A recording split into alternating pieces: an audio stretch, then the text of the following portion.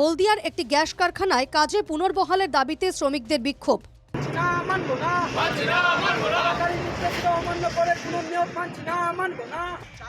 শ্রমিকদের দাবি, হলদিয়া পুরসভার 14 নম্বর ওয়ার্ডের কসবেরিয়ায় হলদিয়া পেট্রোনাস কারখানায় দুটি ঠিকাদার সংস্থা।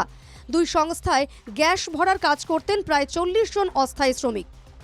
গ্যাস লোডিং আনলোডিং এর কাজ করতেন প্রায় 34 জন শ্রমিক। গত বছর পুজোর পর নভেম্বর মাসে মোট 74 জন শ্রমিকের কাজের অনিশ্চয়তা শুরু হয়। কারখানায় কোন কোন শ্রমিক কাজে যোগ দিতে পারবে গেটে নামের লিস্ট দেওয়া হতো। প্রত্যেক মাসে ধাপে ধাপে কখনো 13 জন আবার কখনো 17 জনকে অনির্দিষ্টকালের জন্য কাজ থেকে অব্যাহতি দিয়েছিল দুই ঠিকাদার সংস্থা। এই তালিকা এখন 74 জনে পৌঁছেছে। এর মধ্যে একটি ঠিকাদার সংস্থা ভারত পেট্রোলিয়ামে স্থানান্তরিত হয়েছে। কিন্তু পুরনো কর্মহারা শ্রমিকদের কাজে না যুক্ত করে বহিরাগত শ্রমিকদের কাজে নেওয়া হচ্ছে বলে অভিযোগ। প্রতিবাদে সোমবার কাজহারা শ্রমিকরা বিক্ষোভ দেখান। আমাদের দাবি, আমাদেরকে পুনর্বহাল করতে হবে কাজে। কতজনকে বাকি? আমাদের 74 জনকে। এটা কাউকে জানিয়েছেন আপনারা? আমরা উপর নেতৃত্ব সবাই ডিএম এসপি সবাইকে জানিয়েছিলাম। জানানোর পর তারা উপর থেকে একটা তদন্ত কমিটি করে, কোর কমিটি যারা ছিল তাদেরকে দিয়ে তদন্ত করিয়েছিল। তদন্ত করানোর পর তারা ম্যানেজমেন্টের সঙ্গে কথা বলেছিল।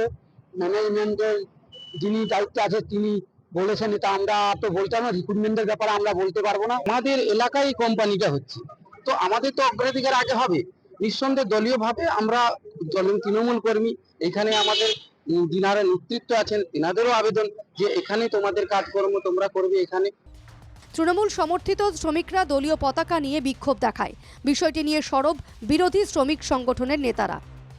ওরা যেটা বলছে এটা তো বাস্তব, যে টাকার বিনিময়ে আইপিপিএল এ ওরা ঢোকে, সেও তৃণমূলের নেতৃত্বকে টাকা দিয়েই ঢুকতে হয়েছে।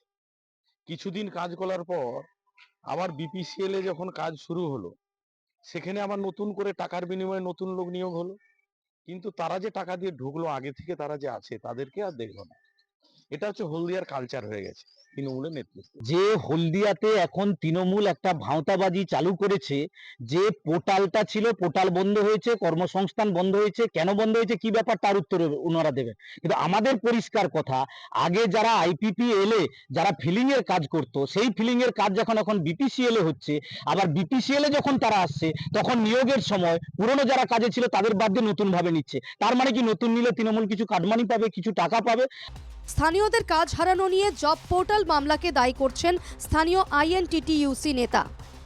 কর্মসংস্থান পোর্টাল এর এগেইনস্টে তৎকালীন বিজেপির জেলা সভানেত্রী তাপসী মণ্ডল তিনি একটা কেস করে রাখছেন হাইকোর্টে। সাব জুডিশিয়াল ম্যাটার, এখনো হাইকোর্টে কেসটা ফাইনাল হয়নি।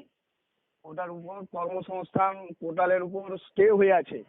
যদি কর্মসংস্থান পোর্টাল চালু হয়ে যেত তাহলে কিন্তু কেউ আন্দোলন করতে আসতো না, এবং তার নিয়ম অনুযায়ী পোর্টালের মাধ্যমে যেভাবে 2 বছর ধরে নিয়োগ হচ্ছিল সঠিকভাবে নিয়োগ হয়ে যেত।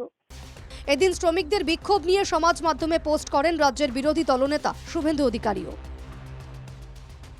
হলদিয়া থেকে সঞ্জীব দোবের রিপোর্ট, এনকেটিভি বাংলা।